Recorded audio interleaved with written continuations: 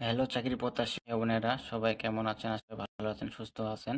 তো আবার নতুন নিয়োগ বিজ্ঞপ্তি নিয়ে হাজির আছি আপনার সামনে। তো দেখতে পাচ্ছেন বাংলাদেশ সরকার নিয়োগ বিজ্ঞপ্তি। তো জাতীয় গোয়েন্দা সংস্থা এনএসআই নিয়োগ বিজ্ঞপ্তি প্রকাশ পেয়েছে। তো এখানে আবেদনের আহ, যোগ্যতা, পদ সংখ্যা, যাত্রা বেতন, স্কেল, পদের নাম, যে সকল জেলা প্রার্থী আবেদন করতে পারবেন বিস্তারিত জানাবো আপনাদেরকে, A to Z সাথে থাকবেন। তো সকল জেলা প্রার্থী আবেদন করতে পারবেন এনএসআই পদে। তো এখানে দেওয়া আছে 1 থেকে 13 নং পদ পর্যন্ত। তো আবেদনের বয়স সীমা, আবেদন ফি বাবদ কত টাকা, আবেদনের সিস্টেম, আবেদন করতে হবে অনলাইনের মাধ্যমে। তো এই যে দেখতে পাচ্ছেন এখানে দেওয়া আছে national security intelligence agency NSI job circular, জাতীয় নিরাপত্তা গোয়েন্দা সংস্থা, নতুন নিয়োগ বিজ্ঞপ্তি। তো এখানে আবেদন করতে হবে অনলাইনের মাধ্যমে। তো এখানে 1 থেকে 13 নং পদ পর্যন্ত দেওয়া আছে।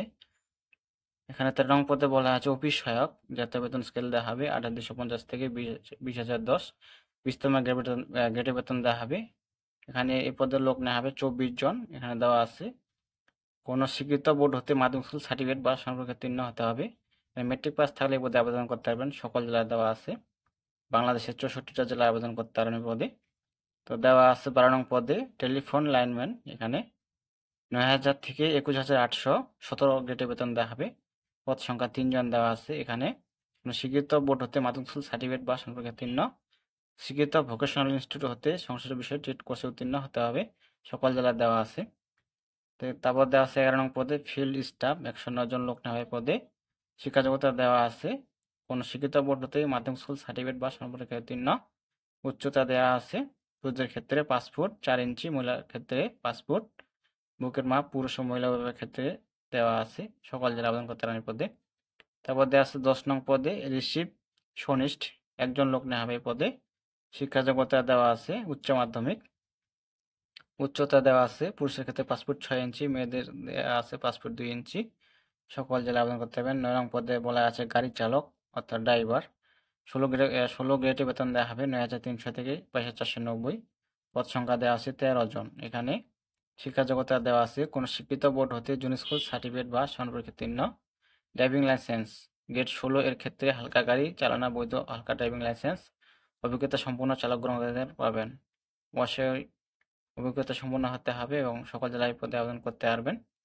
তারপর দেওয়া আছে 8 নং পদে অফিস সহকারী কাম কম্পিউটার মুদ্রাক্ষরিক। এই পদে 20 জন লোক নেওয়া হবে। সকল জেলায় আবেদন করতে পারবেন। এখানে দেওয়া আছে উচ্চ মাধ্যমিক ইন্টার পাস থাকলে পদে আবেদন করতে পারবেন। তারপর দেওয়া আছে অবশ্যই কম্পিউটারের দক্ষতা থাকতে হবে। ইংরেজি প্রতি মিনিটে সর্বনিম্ন 20 শব্দ, বাংলা প্রতি মিনিটে 20 শব্দ, computer word processing, email, fax machine ইত্যাদি চালানোর দক্ষতা অভিজ্ঞতা থাকতে হবে। 7 নং পদে বলা আছে অফিস অ্যাসিস্ট্যান্ট। এই পদে 2 জন লোক নেওয়া হবে। অবশ্যই ইন্টারমিডিয়েট থাকতে হবে, উচ্চ মাধ্যমিক পাস থাকতে হবে, কম্পিউটার চালানোর দক্ষতা থাকতে হবে। সকল জেলায় আবেদন করতে পারবেন এই পদে। 6 নং পদে বলা আছে ওয়্যারলেস অপারেটর। এই পদে 20 জন লোক নেওয়া হবে। উচ্চ মাধ্যমিক সার্টিফিকেট পাস থাকতে হবে এবং বৈদ্যুতিক ও বেতার যন্ত্রপাতি এবং বেতার যন্ত্রে যোগাযোগের নিয়মাবলী সম্বন্ধে মৌলিক জ্ঞান থাকতে হবে। তো এখানে দেওয়া আছে, এখানে দেখে নেবেন। সকল জেলায় আবেদন করতে পারবেন এই পদে। 5 নং পদে বলা আছে 60 মুদ্রাক্ষরিক কাম কম্পিউটার অপারেটর। এই পদে 14 জন লোক নেওয়া হবে। এখানে শিক্ষা যোগ্যতা দেওয়া আছে কোনো শিক্ষিত বিশ্ববিদ্যালয় হতে অন্যান্য দ্বিতীয় শ্রেণী বা সমানের সিজিপিতে স্নাতক বা সমানের ডিগ্রি, স্নাতক বা ডিগ্রি পাস থাকলে ওদের আবেদন করতে পারবেন। এখানে অবশ্যই কম্পিউটার চালানোর দক্ষতা থাকতে হবে। ইংরেজিতে 20 শব্দ, বাংলা 20 শব্দ লিখতে হবে। তো সকল জেলায় পদে আবেদন করতে পারবেন। 14 জন লোক নেওয়া হবে পদে। 4 নং পদে বলা আছে 60 লিপিকার কাম কম্পিউটার অপারেটর। এই পদে 5 জন লোক নেওয়া হবে। অবশ্যই স্নাতক বা ডিগ্রি পাস থাকতে হবে এবং কম্পিউটার দক্ষতা থাকতে হবে। সকল জেলা প্রার্থী আবেদন করতে পারেন এই পদে। 3 নং পদে বলা আছে ফিল্ড অফিসার। এই পদে 17 জন লোক নেওয়া হবে। দেওয়া আছে শিক্ষা যোগ্যতার মান স্নাতক বা ডিগ্রি, অবশ্যই দ্বিতীয় শ্রেণী হতে হবে এবং কম্পিউটার চালানোর দক্ষতা থাকতে হবে। পুরুষদের ক্ষেত্রে 5 ফুট 3 ইঞ্চি, মহিলাদের ক্ষেত্রে 5 ফুট থাকতে হবে। সকল জেলা প্রার্থী আবেদন করতে পারবেন। 2 নং পদে বলা আছে টেলিফোন ইঞ্জিনিয়ার, 1 জন লোক নেওয়া হবে। এখানে দেওয়া আছে টেলিকমিউনিকেশন ইঞ্জিনিয়ারিং অথবা ইলেকট্রিক অ্যান্ড ইলেকট্রনিক্স ইঞ্জিনিয়ারিং এ স্নাতক ডিগ্রি পাস থাকতে হবে। 1 নং পদে বলা আছে সহকারী পরিচালক। এই পদে 26 জন লোক নেওয়া হবে। এখানে কোনো শিক্ষিত বিশ্ববিদ্যালয় হতে প্রথম শ্রেণী বা সমানের জিপি সহ স্নাতকোত্তর ডিগ্রি দ্বিতীয় শ্রেণী বা সমানের ডিভিশন স্নাতক সমান ডিগ্রি পাস থাকতে হবে এবং কম্পিউটার চালান দক্ষতা থাকতে হবে সকল জেলা প্রার্থী আবেদন করতে পারেন পদে। তো এখানে আবেদনের বয়স সীমা দেওয়া আছে, আবেদন 18 থেকে 32 বছর হতে হবে দেওয়া আছে। সকল পদে আবেদনকারী বয়স 1/3/2025 তারিখ 18 থেকে 32 বছর। তো এখানে আবেদনের কত টাকা লাগবে, ফি দিতে হবে দেওয়া আছে। পরীক্ষার ফি ক্রমিক নং 1 হতে 3 নং পদের জন্য পরীক্ষার ফি 200 টাকা, 4 থেকে 10 নং পদের জন্য 100 টাকা, 11 থেকে 13 নং পদের জন্য 50 টাকা। তো এখানে আবেদনে কিভাবে করবেন পদ্ধতি দেওয়া আছে, আবেদনের টাকা কিভাবে পেমেন্ট দিতে হবে। তো এখানে দেওয়া আছে যে প্রথমে SMS এক্সাম্পল দেওয়া আছে, NDR স্পেস ইউজার আইডি লিখে সেন্ড করুন এত নম্বরে, এক্সাম্পল দেওয়া আছে রিপ্লাই দিতে SMS, এখানে দেখে নেবেন। তো এখানে আবেদনের যে তারিখটা এটা মূল বিষয়, এখানে দেওয়া আছে যে অনলাইনে আবেদন ফর্ম পূরণ ও পরীক্ষার ফি জমাদানের সময়সীমা তারিখ ও সময়।